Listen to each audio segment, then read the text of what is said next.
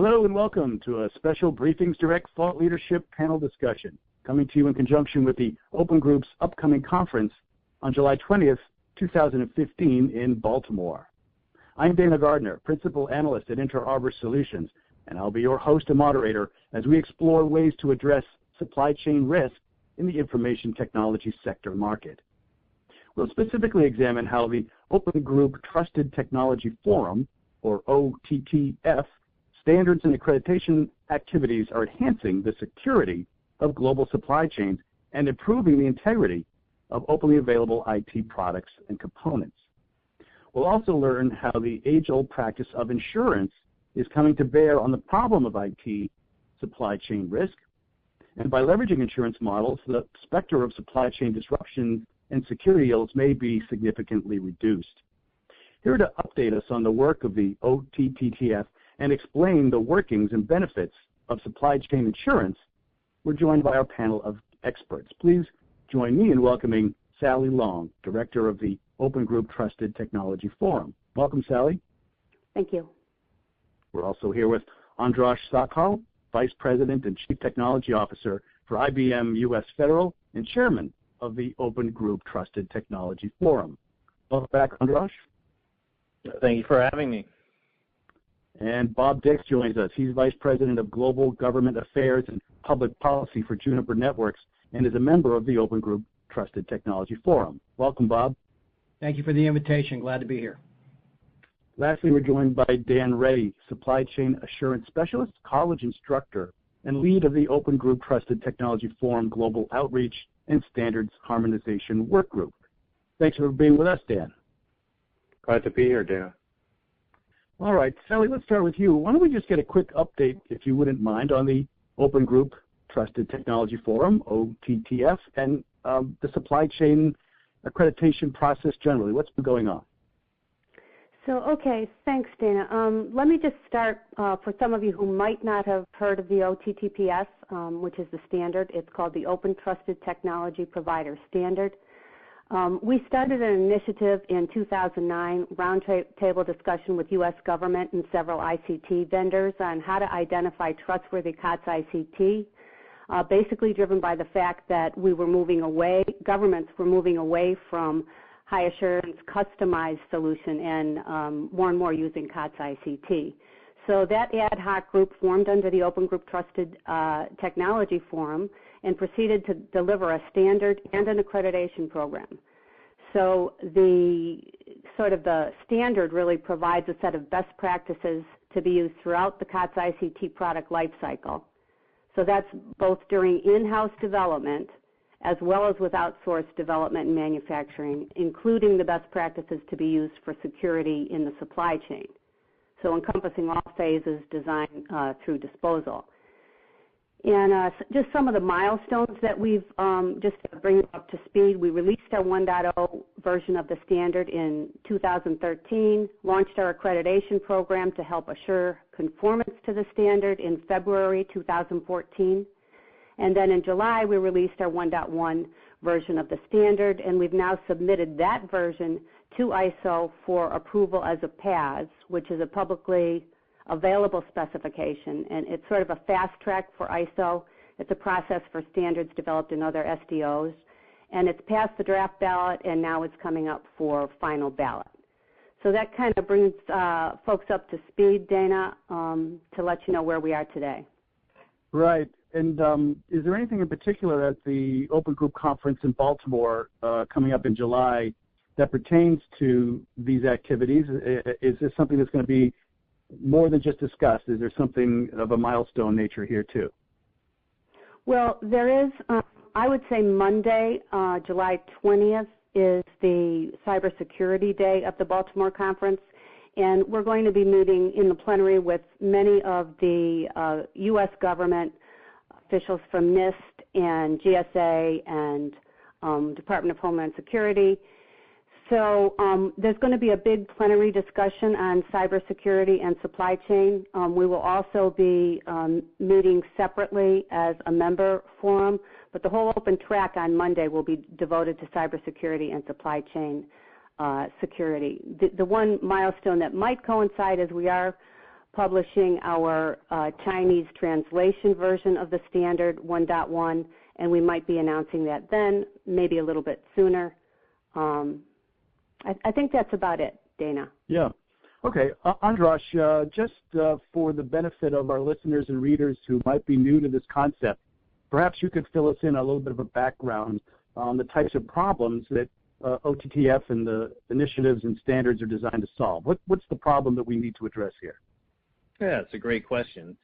So what we realized over the last 5 to 10 years even is that the traditional supply chain management practices, supply chain integrity practices, where we were ensuring the integrity of the delivery of a product to the end customer, ensuring that it wasn't tampered with, effectively managing our suppliers to ensure they provided us with quality components, really had expanded as a result of the adoption of technology and the pervasive growth of technology in all aspects of manufacturing, but especially as IT has expanded into the Internet of Things, critical infrastructure, and mobile technologies, and now obviously cloud and big data, right?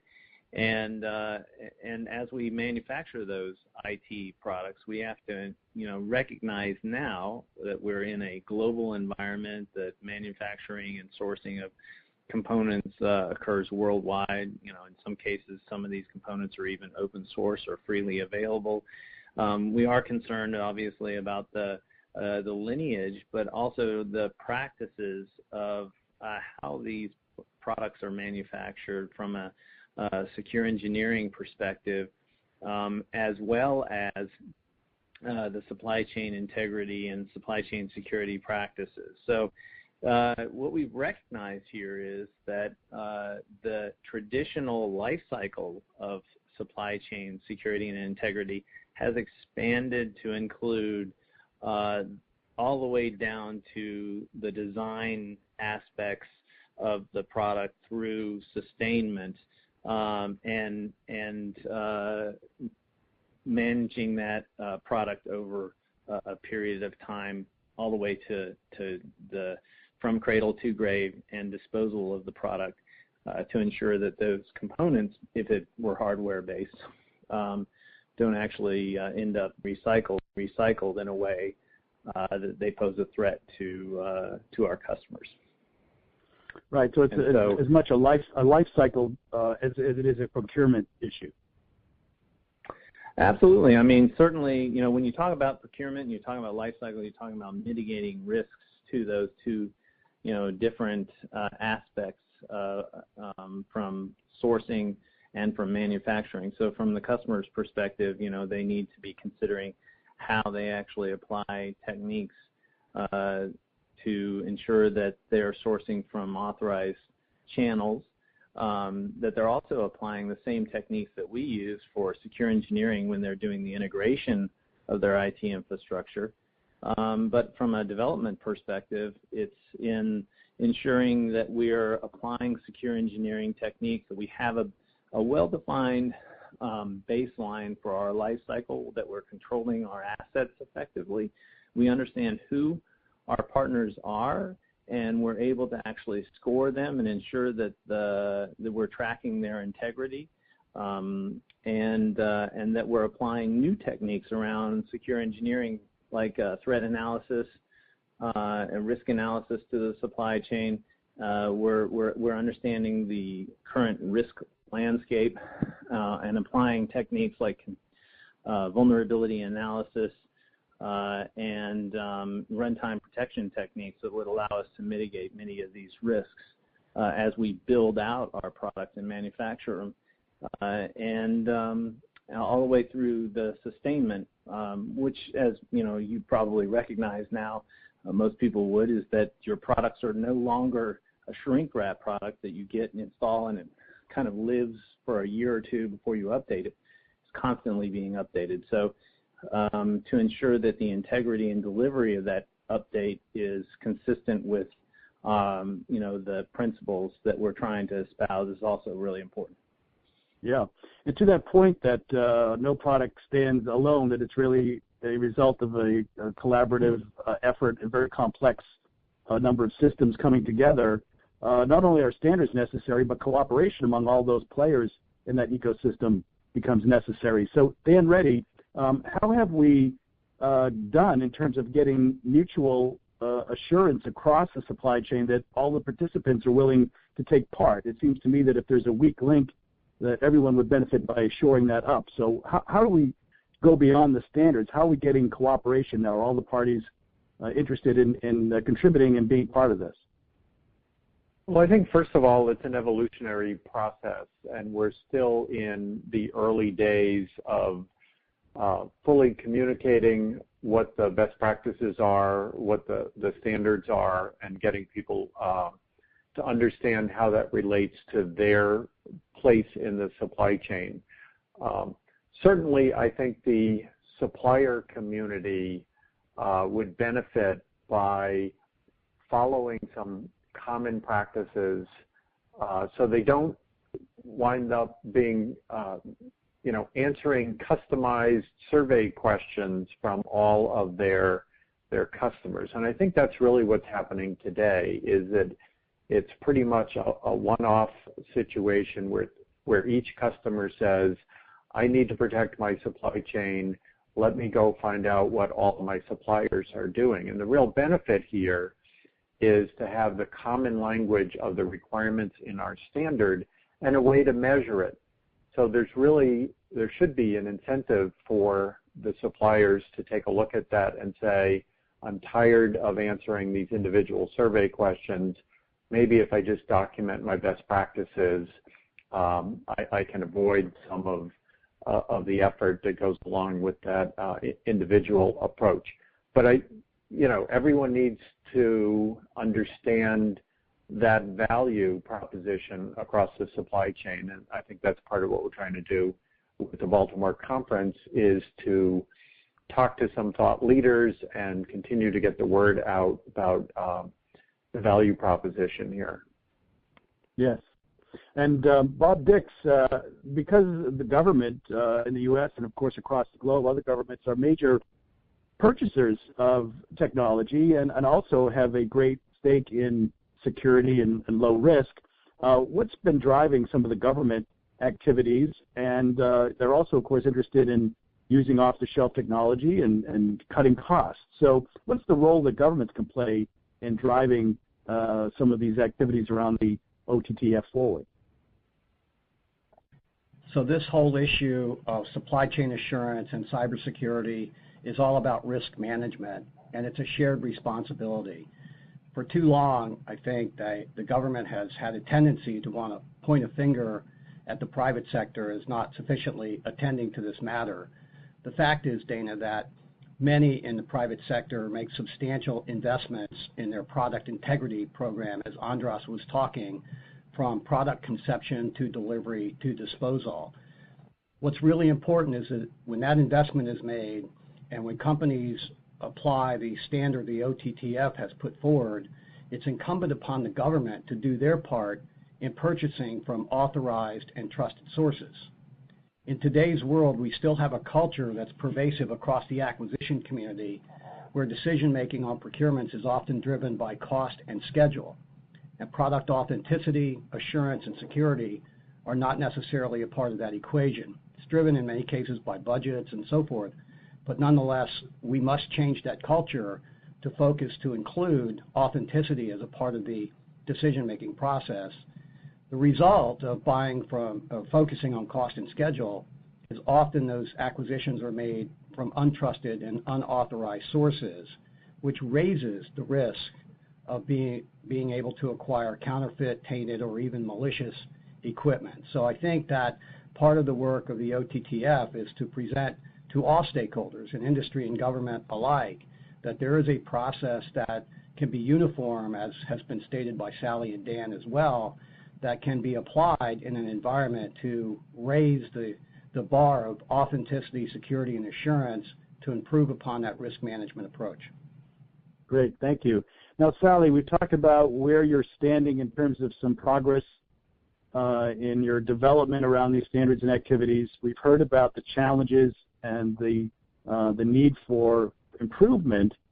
Before we talk about this really interesting concept of insurance that would come to bear on perhaps encouraging standardization and giving people more ways to reduce their risk and adhere to best practices, what do you expect to see in a few years? If things go well and if this is adopted widely and embraced in true good practices, what's the result? What can we expect to see as an improvement? What I'm trying to get at here is if there's a real interesting golden nugget to shoot for, a golden ring to grab for, what is it that we can accomplish by doing this well? Right. So I think the most important and I would say significant aspect of the accreditation program is when you look at the holistic nature of the program and how it could have a very powerful impact if it's widely adopted. So the idea around accreditation program is that you get accredited, a provider gets accredited for conforming to the best practices. Now, a provider that can get accredited could be an integrator, an OEM, the component suppliers of hardware and software that provide the components to the OEM, and the value-add resellers and distributors. So the idea is that every important constituent in that supply chain could be accredited. So not only from a business perspective is it important for governments and commercial customers to look on the accreditation registry and see who's been accredited for the integrators they want to work with, for the OEMs they want to work with, but it's also important and beneficial for OEMs to be able to look on that register and see, okay, well, these component suppliers are accredited, so I will work with them as business partners. And so it builds in this, same for value-add resellers and distributors, so it builds in this real business market incentive to make this concept work.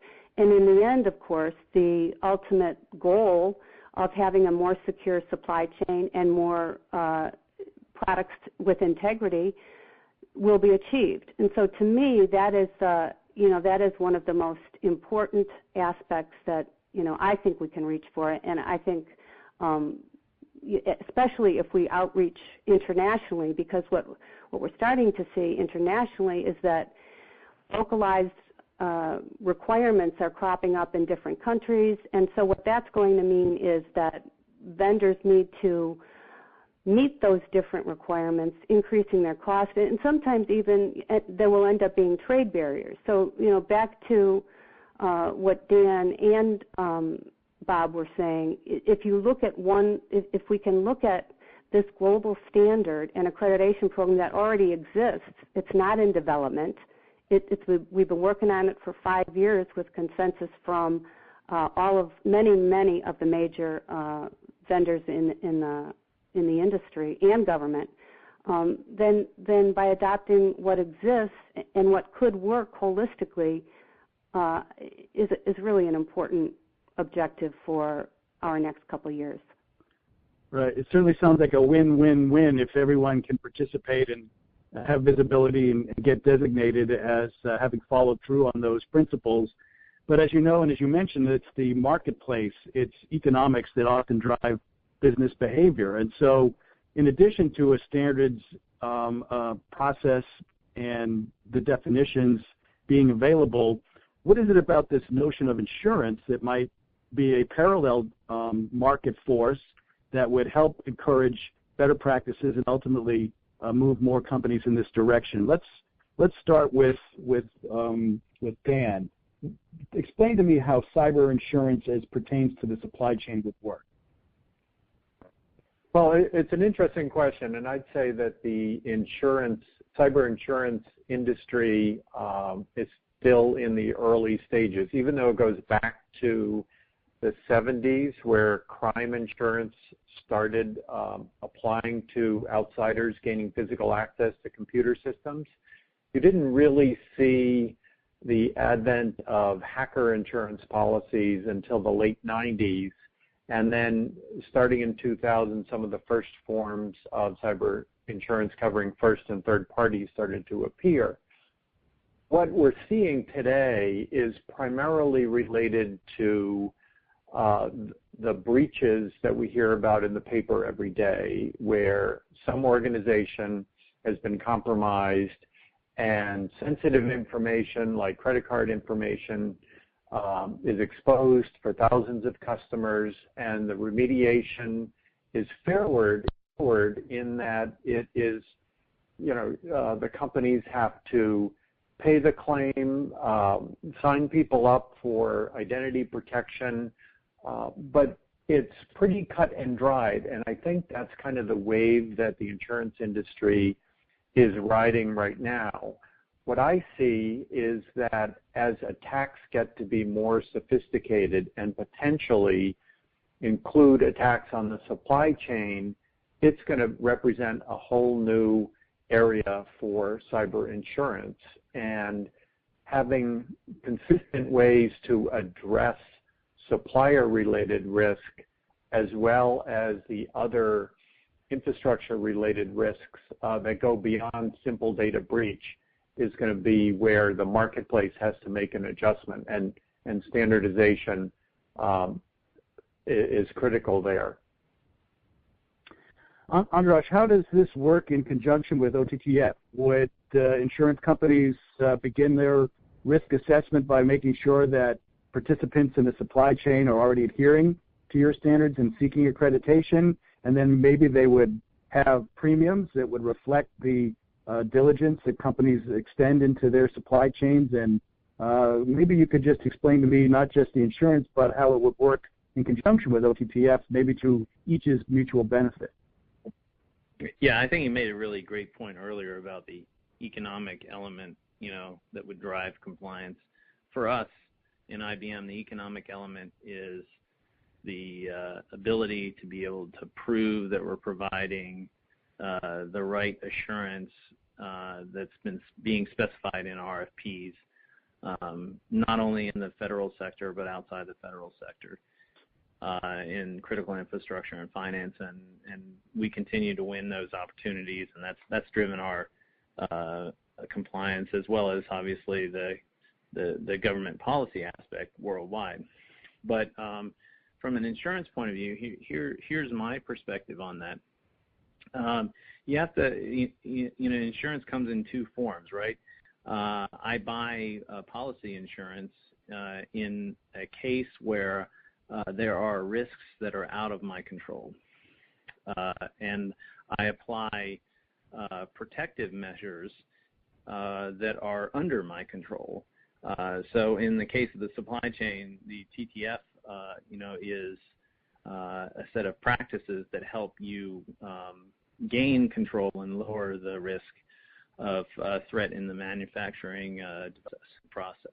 So the question is, do you buy a policy? What's the balance here between a policy, between cyber threat that is in your control and those aspects of supply chain security which are under your control, and with the understanding that there isn't an infinite number of resources or revenue that you can apply to allocate to both of these aspects. So there's going to have to be a balance, and it really is going to be, I think, case by case with respect to customers and manufacturers as to where they the loss of potential IP with insurance versus applying controls, which would be better.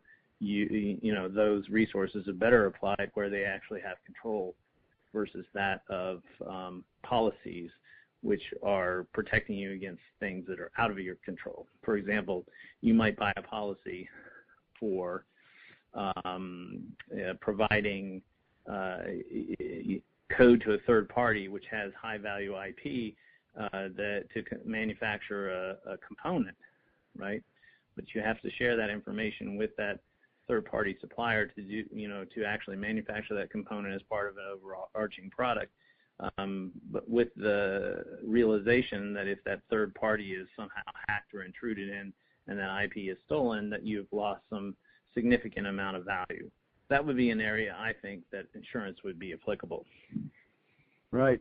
Bob Dix, if insurance comes to bear in conjunction with standards like what the OTTF is developing in supply chain assurance, it seems to me that the insurance providers themselves would be in a position of gathering information for their actuarial decisions and could be a clearinghouse for what's working and what isn't working, and it would be in their best interest to then share that back into the marketplace in order to reduce the risk. So that's a market-driven, data-driven approach that could benefit everyone. Do you see the advent of insurance as a benefit or as an accelerant to improvement here? It's a tool. This is a conversation that's been going on in the cyberspace for quite some period of time. The lack of actuarial data for catastrophic loss is what's impacting some of the rate setting and premium setting, and that's continued to be a challenge. But from an incentive standpoint, I think it's just like in your home. If you have an alarm system, if you have a fence, if you do other kinds of things, your insurance on your homeowners or liability insurance may get a reduction in premium for those actions that you've taken. As an incentive, the opportunity to have insurance policy to either transfer or buy down risk can be driven by the type of controls that you have in your environment, and the standard that the OTTF has put forward provides guidance about how best to accomplish that. So I think there is an opportunity to leverage as an incentive the reduction in premiums for insurance to transfer or buy down risk. So it's interesting, Sally, that the insurance industry could benefit from OTTF, and by having more insurance available in the marketplace, it could encourage more participation and make your standard even more applicable and valuable. So it's interesting to see over time how that plays out. Any thoughts or comments on the relationship between what you're doing at OTTF and the Open Group and what the private insurance industry is moving toward? Yeah, I kind of agree with what everyone has said. It is an up-and-coming field, and there's a lot more focus on it. I hear it every conference I go to, a lot more focus on cybersecurity insurance. And I do think there's a place for the OTTPS in terms of buying down risk, as Bob was mentioning. The other thing that I think is interesting is that the NIST cybersecurity framework, that whole paradigm started out with the fact that there would be incentives for those that followed the NIST cybersecurity framework. That became very hard to pull together, and still is. To my knowledge, there are no incentives associated with it. I may be wrong, but in any event, they're not widely publicized yet. But insurance was one of the things they talked about. The other thing that I think came out of one of the presentations that Dan and Larry Clinton did, which they will do again at our Baltimore conference, was that insurers are looking for simplicity. They don't want to go into a client's environment and have them prove that they're doing all of these things or fill out a long checklist. They would so that's why I think in terms of simplicity, asking for OTTPS accredited providers or lowering their rates based on that would be a very simplistic approach. But again, very futuristic. As Bob said, it's been talked about a lot for a long time, but I think it is coming to the fore. Right. Dan, Reddy, back to you. When there's generally a large addressable market of interest in a product or service, there often rises a commercial means to satisfy that. How can then enterprises, the people who are consuming these products at the end of the day, encourage acceptance of these standards, perhaps push for a stronger insurance capability in the marketplace, or also get involved with some of these standards and practices that we've been talking about? So it seems to me that if you're a publicly traded company, that you'd want to reduce your exposure, be able to claim accreditation and insurance as well. So let's look at this from the perspective of the enterprise. What should and could they be doing to improve on this?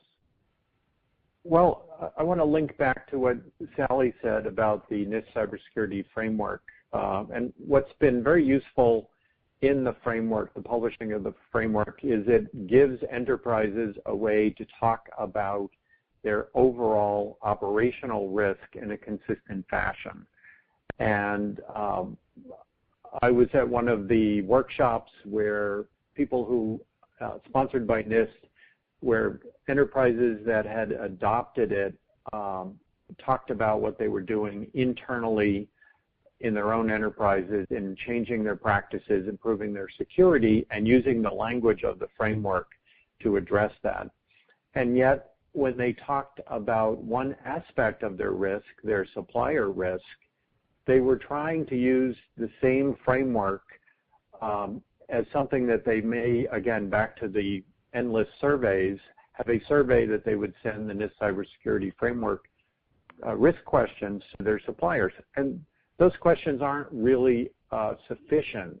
They're interesting. You care about the enterprise of your supplier, but you really care about the products of your supplier. So one of the things that the OTTF did is we looked at the requirements in our standard related to suppliers and linked them specifically to the same operational areas that were included in the NIST Cybersecurity Framework.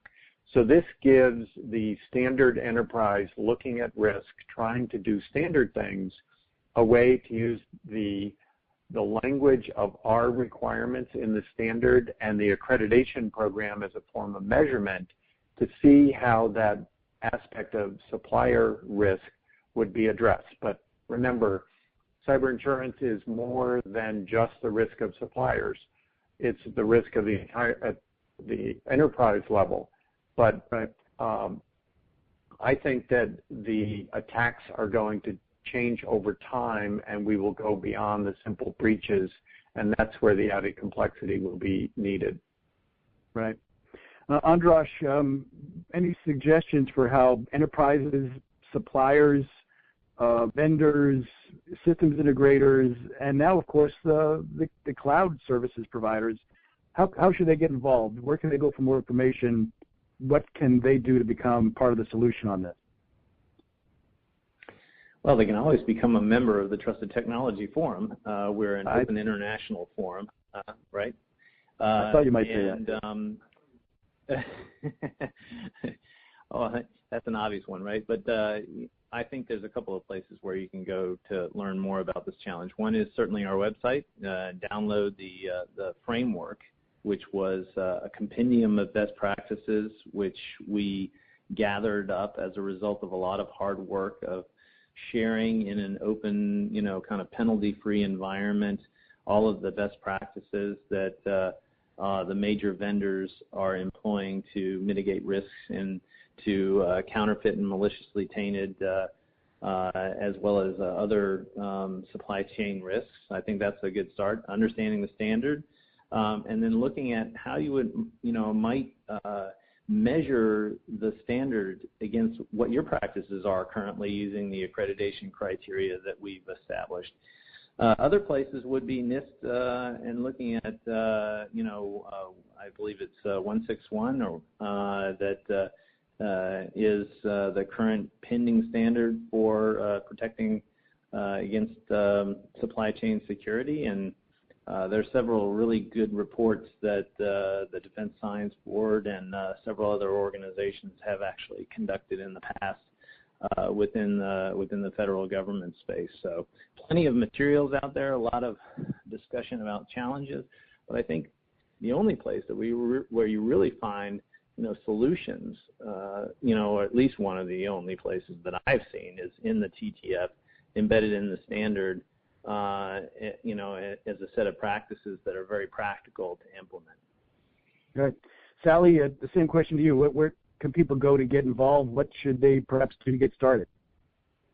Yeah, I would reiterate what Andras said. I think I would put them, place them toward the accreditation website, which is http opengroup.org accreditation/o-ttps. And off of that accreditation site, you can see all of the policies, the standards. We publicize our assessment procedures, so you know exactly what the assessor will be looking at. The program is based on evidence of conformance as well as a warranty from the applicant. So the assessment procedures being public there will allow any organization thinking about getting accredited to know exactly what they need to do. And as always, we would appreciate any new members because we will be evolving the standard and the accreditation program, and it is done by consensus. So if you want a say in that, whether our standard needs to be stronger, weaker, more broader, etc., join the forum and help us evolve it. Great. Dan Reddy, when we think about managing these issues, often it falls on the shoulders of IT and their security apparatus, the Chief Information Security Officer perhaps. But it seems that the impact on business is growing. So other people in the enterprise, should they be thinking about this? I'm thinking about procurement. I'm thinking about governance risk and compliance folks. Who else should be involved other than IT and their security apparatus in mitigating the risks across IT supply chain activity? Well, I think you're right that the old model of everything falls on IT is expanding, and now you see issues of enterprise risk and supply chain risk making it up to the boards of directors who are asking tough questions. That's one reason why boards have looked at cyber insurance as a way to mitigate some of the risk that they can't control. But I think they're asking tough questions all the way around, and I think acquisition people do need to understand what are the right questions to ask of technology providers. And, to me, this comes back to scalability.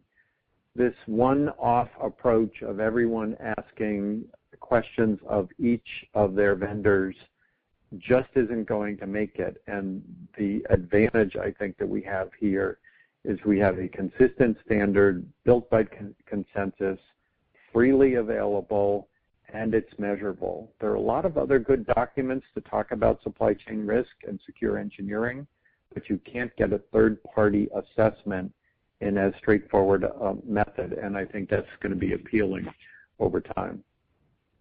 Great. Bob Dix, last word to you. What do you see happening in the area of government affairs and public policy around these issues? What should we hope for or perhaps expect from different governments in creating an atmosphere that improves risk across supply chain?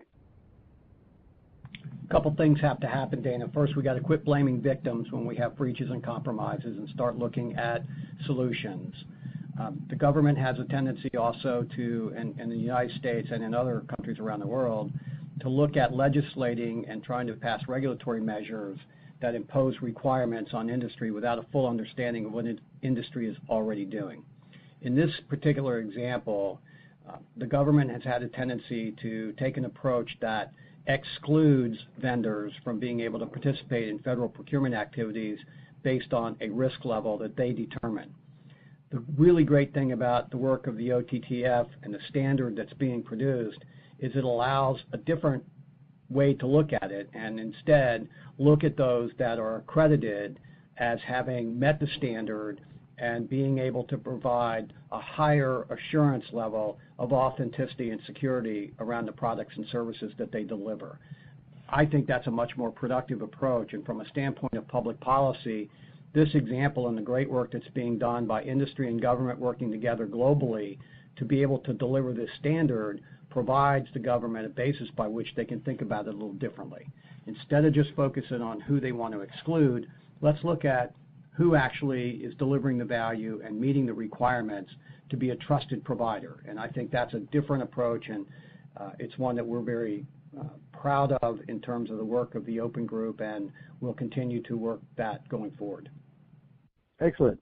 Well, I'm afraid we'll have to leave it there. We've been exploring ways to address supply chain risk in the information technology sector marketplace, and we've seen how the Open Group Trusted Technology Forum standards and accreditation activities are enhancing the security of global supply chains and improving the integrity of openly available IT products and components. And we've also learned how the age-old practice of insurance is coming to bear on the problem of IT supply chain risk. This special BriefingsDirect Thought Leadership panel discussion comes to you in conjunction with the Open Group's upcoming conference on July 20th, 2015 in Baltimore. It's not too late to register on the Open Group's website or to follow the proceedings online and via Twitter and other social media during the week of the presentations. So a big thank you to our guests. We've been joined today by Sally Long, Director of the Open Group Trusted Technology Forum. Thanks so much, Sally. Thank you, Dana. And a big thank you to Andras Sokol, Vice President and Chief Technology Officer for IBM US Federal and Chairman of the Open Group Trusted Technology Forum. Thank you, Andras. Thank you very much for having us, and come join the TTF. We could use all the help we can get. Great. Big thank you, too, to Bob Dix, Vice President of Global Government Affairs and Public Policy for Juniper Networks and a member of the Open Group Trusted Technology Forum. Thank you, Bob. Appreciate the invitation. Look forward to joining you again. And lastly, thank you to Dan Reddy, Supply Chain Assurance Specialist, College Instructor, and Lead of the Open Group Trusted Technology Forum, Global Outreach and Standards Harmonization Workgroup. Appreciate your input, Dan. Glad to be here. And lastly, a big thank you to our audience for joining us at this special Open Group-sponsored Thought Leadership Panel discussion. I'm Dana Gardner, Principal Analyst at InterArmor Solution, your host and moderator for these Open Group discussions associated with the Baltimore Conference. Thanks again for listening, and come back next time.